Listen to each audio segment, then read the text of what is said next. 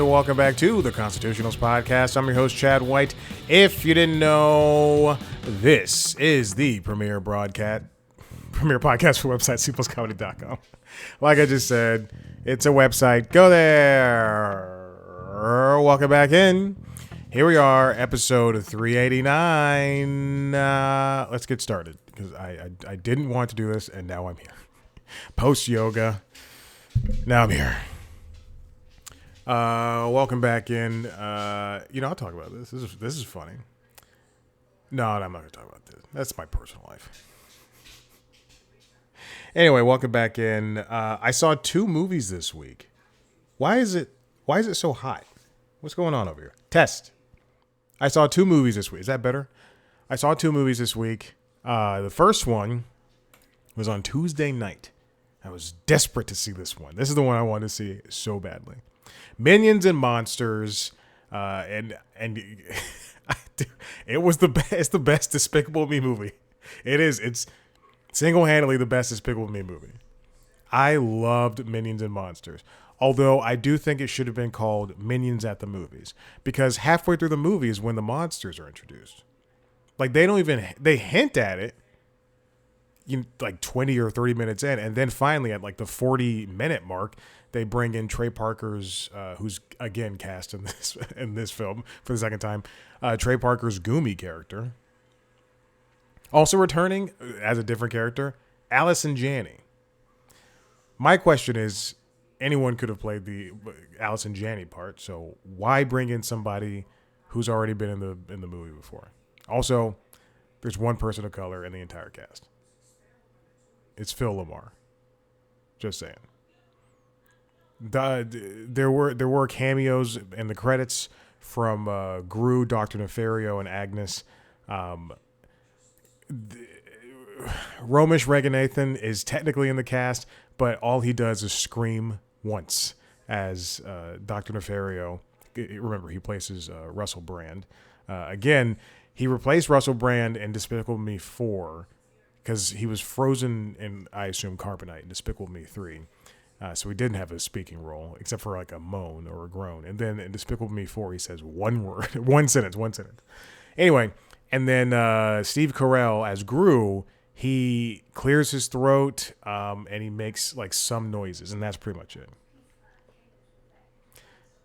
But yeah, Minions and Monsters, it's so good. It was so funny. And this sounds stupid, but it's a love letter to movies. It's the same thing that Babylon is in its own special way.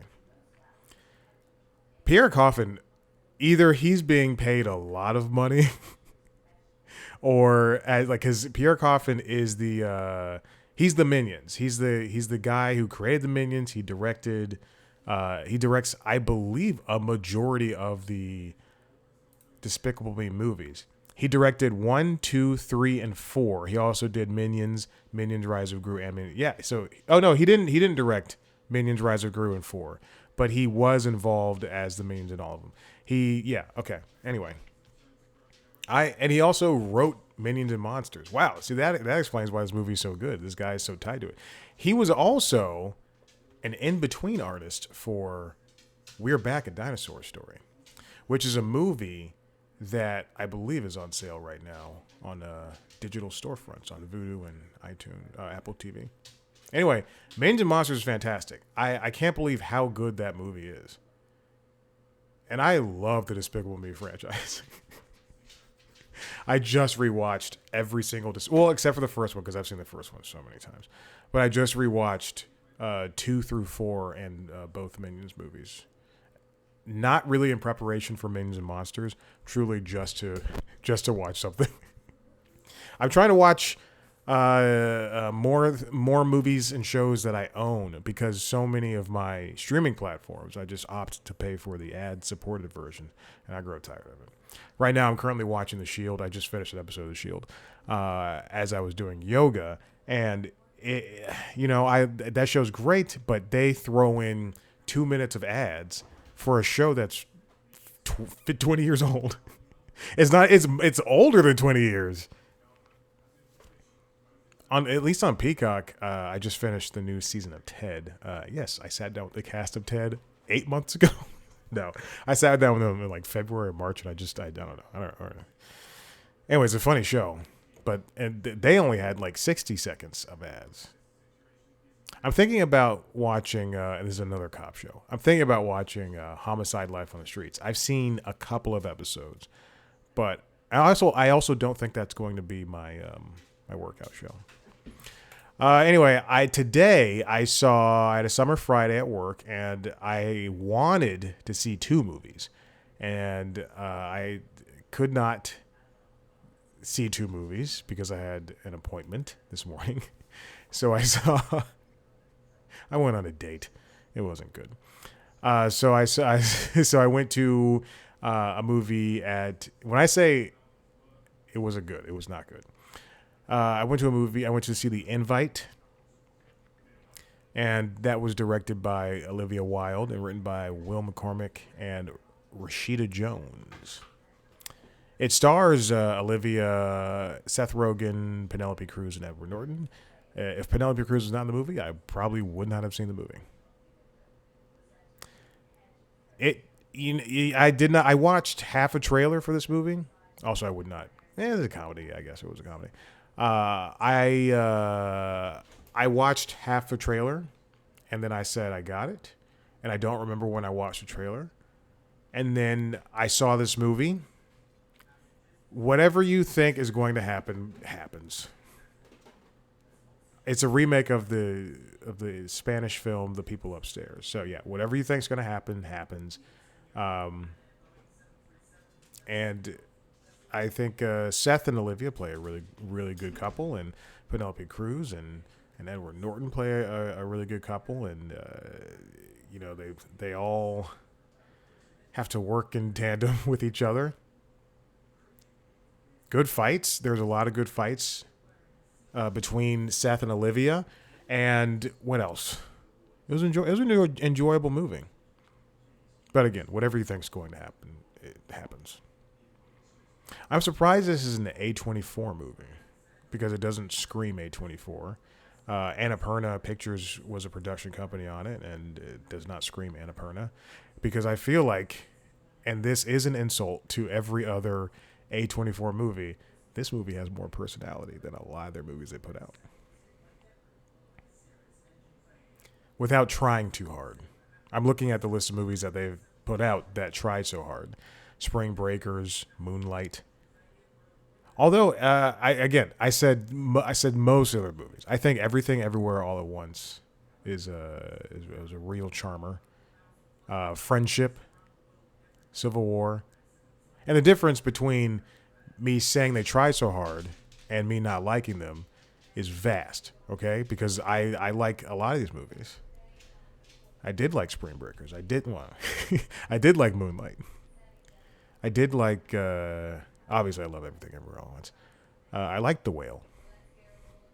Would I ever watch The Whale again? Also, would I ever watch The Invite again? I went halfway through the movie, I went, oh no, like when they were introducing more elements, I went, oh, okay, I get it. Yeah, I'm not going to watch this again. I get the conversations, I get the jokes, I get all that stuff. But it's fine. The same thing with Civil War. I saw Civil War, and and did I see that in theaters? Oh goodness gracious, I watched too many movies. Yeah, I saw Civil War in theaters, and I went, yeah, I get it, I understand. Oh, that's right. Because it was loud, and it was at my favorite place. Not my favorite place. The idea was for me to go see Evil Dead Burn. Is that what it's called?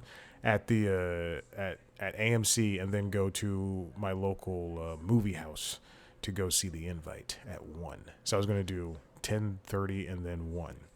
And then I got home from Trader Joe's, and it was like 10:20. And I could have hopped on my bike. It'd be a 10-minute bike ride, but quite frankly, I'm tired. I was so tired. And I said, fine, I'll just go see The Invite at AMC at 11:35. I got a burrito. I got this extra big burrito from a burrito shop, not local. It's a local chain. And then I rode on over. I arrived too early. I sat down, and the movie started 11:35. I sat down at 11:36. And if you don't think I was pissed watching those trailers, also there was a group of young women who I if you don't know, obviously I like to if you don't know, I sit up front. I like to sit in one of the first three rows. I opted for the second row today, edge aisle seat. In case you want to murder me. And but you have to know when I go to the movies. And there were these women who were sitting with everybody else likes to sit in the higher ones, and the higher seats, I guess, and like sit in the middle. I could hear them talking the entire time of the trailers. Now, you may be like, that's fine. But in my head, I'm thinking, shut the fuck up. Church has started. And they're playing, and this is the 20 minutes of filler before the preacher comes up. Shut the fuck up. And I couldn't enjoy the first 5 minutes of the movie because they were ruining it. When I say talking, I mean full, as if the trailers were the problem. Just full. Yeah, I think no, it's just watch the movie. Watch the trailers, excuse me. And then finally, after an opening scene involving Seth Rogen biking back home, they stopped. Also, don't look at the Wikipedia page for the invite because the first sentence of this entire thing just, I don't want to say the word spoil, but it does ruin elements that are revealed later in the movie. This entire first sentence for the invite just rips out all of the characteristics that are boiled down to one or two words for the actors. That's crazy. Anyway, it was good. I do not plan on watching it. I do want to mention the music. Blood Orange, Devontae Hines was the music person, and let me tell you, his music stands out. There's no words. It's all strings, and it's all the creepy horror strings, like the horror movie strings. The and the entire movie, every time a song, a musical note popped up, I went, "Oh, this is creepy. Something's about to happen." It's not that type of movie. All right, let's move on to this first topic I have here.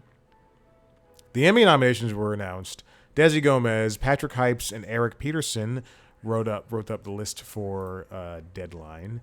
Mariska Hargitay is hosting the Emmys next week. Oh, also I want to talk one more thing.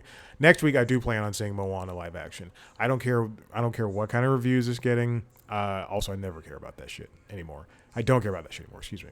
I don't care that people think the wig on The Rock looks stupid. I'm going to explain this in a way that I explained it to somebody last night.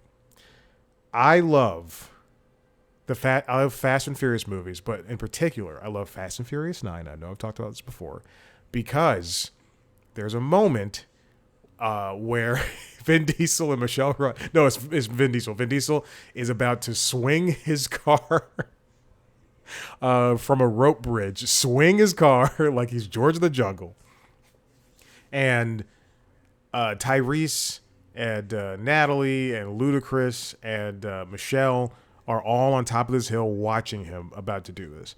And if you look at the roster of that movie, yes, it's big, yes, it's bulbous, yes, it doesn't make sense, all this stuff, but also the top line people, the top build people are people of color. And when I see Moana live action, I feel the same thing I felt when Moana cartoon came out. It's a movie starring a bunch of colored people who would never usually be cast in roles. Just look at the trailers that played for the movie, before the movie, what's it called? The Invite. One movie was like, I Want Your Sex or some bullshit like that. Every single person that was top lining in those movies was a white guy and a white woman. I want to see more people of color in these movies. Unless a movie or TV show has a line, "Get your pretty white ass over here." I don't want to see that. I don't want to see anything else. Let's see. I'm trying to click through to see what trailers were for. More trailer invite. I don't remember what trailers were with this movie. I don't know, just like a bunch of bullshit. All right, let's get on with it. Mariska Hargitay is hosting. It's a win-lose situation. She's the first woman to host in 15 years, but also she's not a comedy person. I don't know why she's doing this. The most nominated shows are The Pit, Hacks, and Widow's Bay. I only like one of those shows. Then Pluribus is up. Oh, Beef is up for 16. My goodness. DTF St. Louis. Just like not a lot of diversity there. Anyway, we're moving on down. Oh, and Taylor Swift, The Eras Tour, the final show, has 5. Okay. And Wicked, One Wonderful Night, has 6? Jesus. I guess we're really stretching here. The Muppet Show has 6. Okay. Mel Brooks, the 99-year-old man. Yeah, that was a really good one. Ugh, Love Story? I don't want to watch that bullshit. Okay. HBO Max leads with 122, Netflix 111, and then the steep drop off from there. It's Apple TV, ABC, CBS, NBC, Prime Video. Okay. Oh, Fox Broadcasting only has 3. Wow, PBS has more than Fox Broadcasting. That's what happens when you only have reality shows. Speaking of, now I'll get to that in a second. Boy, it's all of these shows are pretty much the archetypal shows that you would think would be nominated. I'm not going to go through everything, but Paradise is nominated, but The Pit's going to win. It doesn't matter. Pluribus is nominated, but The Pit's going to win. Your Friends and Neighbors is nominated for this is all outstanding drama. This is all stuff I knew was going to happen. Who cares? Outstanding lead actor, Sterling K. Also, I didn't know Task was in the same universe as Mayor of Easttown. The second season of Task is going to involve Mayor of Easttown. She's coming back. Outstanding comedy series. Well, this is a comedy-ish show. Abbott Elementary, The Bear, Hacks. I think Hacks fucking blows. Margot's Got Money Troubles. Speaking of shows without people of color, Margot's Got Money Troubles and Hacks. Speaking of shows without people of color, nobody wants this. And Only Murders in the Building. And Shrinking. Shrinking and Widow's Bay. Is Widow's Bay a comedy? Again, I've never seen it. The only show on here that I like is The Bear. I think Abbott Elementary is fine. I've never wanted to rush through a comedy so quickly in my life. Also, Christopher Story, I just finished The Bear season 5, the final season. It was great. I enjoyed it. I loved it so much. There were no needle drops, which is so funny. In my head, when I finished it, Sunday, I think? I don't remember. I finished it at some point earlier this week, and in my head, I was thinking, they ran out of money. Either that, or I guess they just wanted to. He just wanted to keep it contained because it all takes place in one day, which is a great constraint because that's the same thing that I like. That's what How I Met Your Mother did for their last season. It all took place in 3 days, and I think that's fun. I enjoyed the final season, and also Christopher Story. It's like. He heard people complaining about it not being funny, and there's so many more jokes in season 5. Although I do think that show is funny. You look at Atlanta. Atlanta's not funny. I stopped watching that show halfway through. I still think Hacks sucks, and I will go to my grave saying that. I watched the first season, and it just was not for me. There's a friggin' fruit fly or something. I killed the biggest mosquito in the bathroom. Has been flying around the house for a couple of days, and yesterday I was brushing my teeth or putting on my contacts or something like that, and I saw this giant, just like black bug, and I looked and I went, "Oh my god, it's a mosquito," and I killed it, and then I thought I should eat it so I can get my blood back. All right, let's do one more. The Outstanding Limited or Anthology Series, All Her Fault. What is that one? What is All Her Fault? Let's Google. Don't ask Gemini. Oh, with my beautiful, beautiful, beautiful Sarah Snook. The Beast in Me. What the fuck is that? Beef, DTF St. Louis. What are the rules? Are that for a limited series? This is limited or anthology. Okay, never mind. Because Beef is an anthology series. Look at all the producers also for Beef include Oscar Isaac, Carey Mulligan, Callie Spiney, Charles Melton.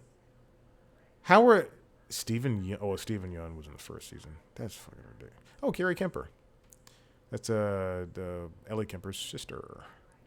All right, we're done. I'm done with the Emmys. Moving on. This one comes from The Wrap, written by Lori Seitz. Netflix looks into live channels streaming bundles amid engagement declines. One of the, I guess the biggest complaints about Netflix is that there's just too much. And then also they don't support their shows. There's a lot of shows that just don't have second seasons. There was a piece I think The Wrap did earlier this week about why shows don't get second seasons. But a lot of it is that we don't know, and what we can assume from it is that these shows aren't hitting these imaginary numbers. I've spoken about this before. They're the latest show to get the axe, even though the critics loved it, audiences loved it. It's very buzzy. The Burrows on Netflix, starring Alfie Woodard. Oh Jesus, I don't know. That I've never seen it. They call it now. Google's calling it a miniseries. Gina Davis, Alfred Molina, Bill Pullman. It's whatever numbers they want these shows and these movies to hit is beyond me. Like they have to be more outward facing. I wouldn't care if I had a show or a movie on Netflix. I would rather you give me notes on a show or a movie that I'm working on, as opposed to what Netflix is famous for is not giving notes. Like, oh, you do whatever you want. That's fine. Go ahead, do it. Yeah, we love it. Unless something will mess with their bottom line, then you can't say something obviously harmful to the company. But I would rather have notes. I would rather have a company be like, hey, we want you to do this. We suggest you to do this. And then for me to decide whether or not it needs to happen versus letting me do whatever I want, because maybe my ideas aren't that good and we need a counterpoint to it for a second. And it's just a frustrating thing to see, to have all these shows be canceled, or to have, Zack Snyder's movies what was it? Moon. God, what is it called? Zack Snyder, Rebel Moon. That's it. I wanted to see Rebel. I watched the Rebel Moon movies, and yes, they were not good, but I would, if somebody stepped in and said, hey, maybe not, then it would have been better. I do like Zack Snyder. I don't care. I think he's good. I like Batman v Superman extended edition, and I like his Justice League. All right. Netflix executives have discussed the idea of adding themed live channels that would stream shows or films of a certain genre, according to Wall Street Journal. Should the streamer move forward, the feature would replicate their linear TV, the linear TV model that Netflix revolutionized with streaming 15 years ago. Remember, they said they weren't interested in live at all, but this is something that Peacock, Paramount Plus, Disney Plus, and HBO Max have started doing. Well, excuse me, the first three have been doing them since their inceptions, I think. HBO Max just started live-ish channels where, on HBO Max they'll have like Friends, the one with the duck, and then that'll be playing. But in reality, when you click on that channel, it'll just start that episode of the show, that's what Peacock does, and I'm not a fan of it. If something's live, let me just put it on live, and then I can join in. Like The Simpsons on Disney Plus, I turn on that live channel every single day. The Journal also reported that Netflix is exploring bundling other streaming subscriptions, including Peacock, into its service, leaning into an add-on strategy that Prime Video and Apple TV have already embraced. Peacock is one of the most add-on uh, platforms. I'm trying to put this in a better way. It's now a platform that you can now access pretty much everywhere. Uh, you can go to Peacock and get Peacock itself, or you can go to Apple TV, which is its fairly new streaming partner. And if anything, I would say NBC Universal would sell Peacock to. Remember, they spun off last week, but I would say that NBC Universal would sell Peacock to Apple TV if they wanted.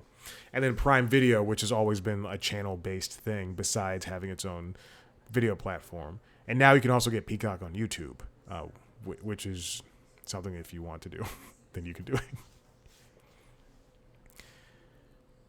Netflix saw some viewership downticks for its biggest shows, including the second season of the Four Seasons, the second season of Avatar: The Last Airbender, Running Point, One Piece, and Beef. Each of those series saw its audience decline in their second season. I would think that a problem with the numbers, churning down, is that in terms of shows like, I don't watch One Piece, but I'm going to bundle it in with Beef. In terms of One Piece and Beef, I'm a guy who works in the industry, and I'm very tapped in, as the kids say, to what's what popular shows are happening and when they're coming back. I had no idea that Beef came back until like a couple of days after it premiered. Same thing for One Piece. If you have One Piece and Avatar: The Last Airbender, let's do a giant ad campaign. And maybe they did, but maybe they was like all very targeted. I like Avatar. I don't watch live action. I like Avatar the cartoon, but again, it did not. I feel like the marketing did not get ramped up until like a week before it was being advertised, and only then It's mostly because of the animated movie that was leaked earlier this year. Paramount decided to unfortunately put it on Paramount Plus instead of putting it in theaters in October. So we're putting it on Paramount Plus, I believe, in like 2 months, which is stupid. Even if the movie leaked, just put it in theaters. Put it in theaters. And if people didn't like it because people who stole the movie are reviewing it, just whatever. Anyway, and then for Running Point, they did horrible advertising for us. And I would say the same thing for Four Seasons. Both of those shows in their second seasons only came to light to viewers because of these actors appearing on late night shows. Bundling and live channels would only represent the latest format addition that Netflix implements to stir audience engagement. In recent years, they've done live programming. We've got the live sports. Remember, they said they would never do that stuff, and then they started doing it. Licensed video podcasts, which have ruined the app. I think every single time I go into Netflix, it's a chore. This is why I use IMDb to track what I'm watching, because I only want to go to Netflix now. I never scroll around anymore. I just want to go and say, I'm watching Pokemon Horizon. Let me see Pokemon Horizon. I'm watching Splinter Cell, the cartoon. Let me see that. Don't show me anything else. I don't give a shit about anything else. They've also embraced social media creators, along with launching a cheaper ad-supported subscription tier in 2022. One day I'm going to review all the subscription tiers, and they're all going to get bad points, but this is why I like Apple TV. And then watch next week they do subscription tiers. So they've found the success with the roasts, and they have this creator-driven shows with like Miss Rachel, and they're also going to do, and as Hollywood as a whole is going to be embracing creators. This is what we're going to be in for, as opposed to people who can actually make shows and movies. If Netflix pulled back and really just started engaging with making quality shows and movies, scaling down, it doesn't have to be a negative. But in the end, they have to. They're the leader, and the way that they stay on top is by just, again, as I've described it many times, throwing paint at the wall. But now, as I go to Netflix, the website, thanks for the Emmy nominations. Thanks to the Emmy nominations, you see the Emmy, if you're watching the video, I'm showing it. You see that the Emmy nominated shows are on the banners, which is good. But then again, I've never seen Enola Holmes. Why are you offering me your next watch, Enola Holmes 3? If anything, do the first one. You know, that it's just so, it's also different. Like, let's look at other banner stuff. Because my next watch is nothing good. Come on. I can't even skip through the next banner. All right. Mating Season. That's a show. I'm on episode, 3? Jesus Christ. I think I don't like Nick Kroll's shows. The podcast stuff is just, it's too much. Did I watch Frank Helda? No, it's in my list. Okay. And then the games and stuff. Ugh. They have been advertising the living hell out of the new show, The Hawk. I think that's what it's called, with Will Ferrell. And they've been advertising it at golf stuff. And since I watch a lot of golf, it's just ridiculous to see. Okay, and finally, this comes from the New York Times. Wikipedia is battling for the soul of the internet. It's written by Tiffany Sue. I go to Wikipedia a lot, that's how I look at who's the cast of a movie. And right now, you'll usually see their you'll see their campaigns for getting donations. And right now, the last couple of donations, rather, have been the most stark because Trump's people are just trying to take down Wikipedia because they're saying it is too woke. It's and Elon Musk wants to make his grok and artificial intelligence the main thing. Wikipedia has been around for a little over 25 years, and the organization that supports the site, the Wikimedia Foundation, is increasing its lobbying budget and advertising in Times Square. It's charging companies like Google and Meta that gobble up the encyclopedia 65 million articles and throttling access for certain scrapers, and it's expanding its human rights team to better protect volunteers against rising harassment, surveillance, and retaliation. I remember in what the hell is that? Oh, I'm watching PBS NewsHour. I remember when I was in high school and we were writing papers, teachers would always be like, don't use Wikipedia, it's all fake. But no, this is a very serious company. And yes, while users can change information, it's all going to be fact checked. So it's not like fake things are living on there. Again, they have 65 million articles. So yes, there's some false stuff living on there, whether it's big or whether it's small. But it doesn't have to it is not necessarily not big. Sorry, excuse me. Whether it's small or a little bit bigger than small, it doesn't necessarily mean that it is definitely the truth when it comes to all that. Sorry, I was looking at something.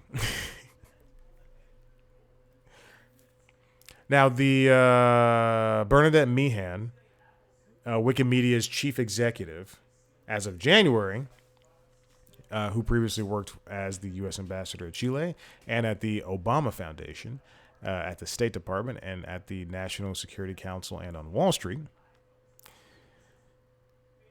She said she will not say Wikipedia is at war, not after she spent much of 2007 in Iraq, an actual war zone where she witnessed, quote, the supreme cruelty of human beings. But she accepts that the site is at a metaphorical battle for its very existence. She's 50?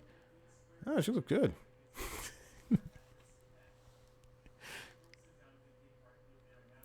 The fight, again, is with the far right. Thank you for that subhead. As I mentioned before, Elon Musk has said Wikipedia is wokepedia, and it's a, quote, extension of legacy media propaganda. He's not a fan of his Wikipedia entry, and he's urged his followers to withhold donations over the foundation's diversity initiatives. Other people who don't like Wikipedia's ideological lean, that we still don't exactly know, even though the right says it's liberal, even though it's an encyclopedia, it doesn't lean any which way. Ted Cruz, David Sachs, and Tucker Carlson. You know, great people. Just such wonderful people. And Larry Sanger, who founded Wikipedia with Jimmy Wales in 2001. Last year, a Trump administration official made inquiries into the nonprofit's tax-exempt status. A Republican-led congressional oversight committee initiated an investigation in August, demanding that Wikipedia identify certain editors and produce any evidence of influence from foreign operatives or academic institutions. The foundation said it responded to both last year, to inquests last year, and no updates. I swear, I can put. I'm gonna take a little pause from this. I understand that I could put apple cider vinegar or whatever in a little dish and this bug will fly over. But if I put anything down anywhere, this cat's going to eat it.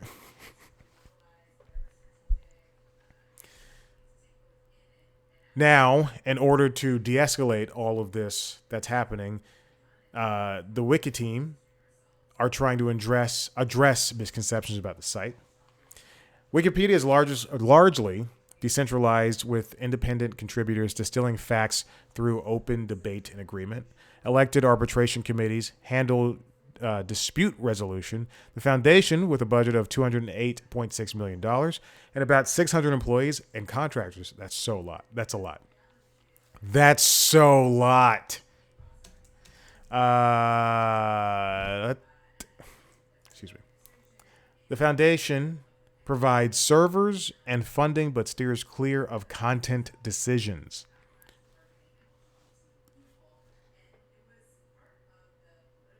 Again, it's people like you and me writing in what we read, heard, or saw. I just this is the current administration trying to control the information that's out there. Again, this is a political hit job, and unfortunately, it's going to keep happening because this is what we are dealing with at this point in time. All these detractions that are meant to run our what we see and what we read. We don't need to preach. We don't need to teach the Bible in school. We don't need to pray in school. Just let kids learn.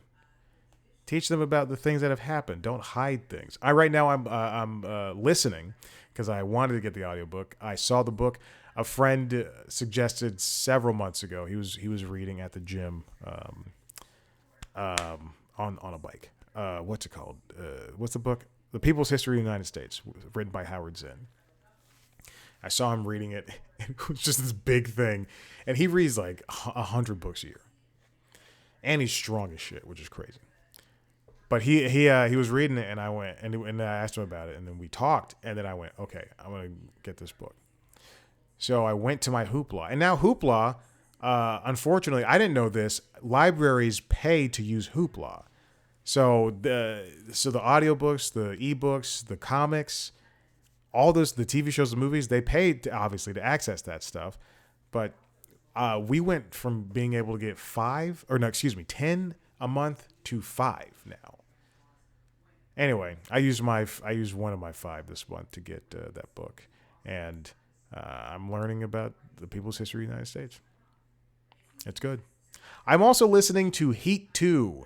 I bought that audiobook with money because I wanted it so bad. I watched Heat a couple of weeks ago, and then I started listening to Heat 2, and oh my God, the audiobook guy is fantastic. I'm not joking. He's so good. He does an Al Pacino, and he also does Asian people, and he does. It's so funny. He did once he starts doing Chinese characters. I'm like, whoa, we let this out.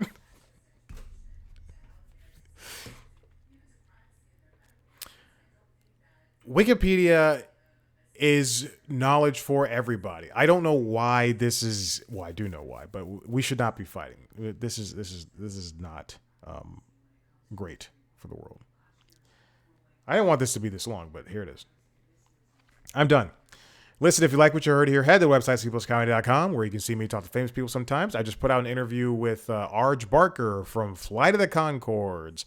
It was a long, thought-provoking, and engaging conversation about comedy, about life, about optimism, about hope, about everything.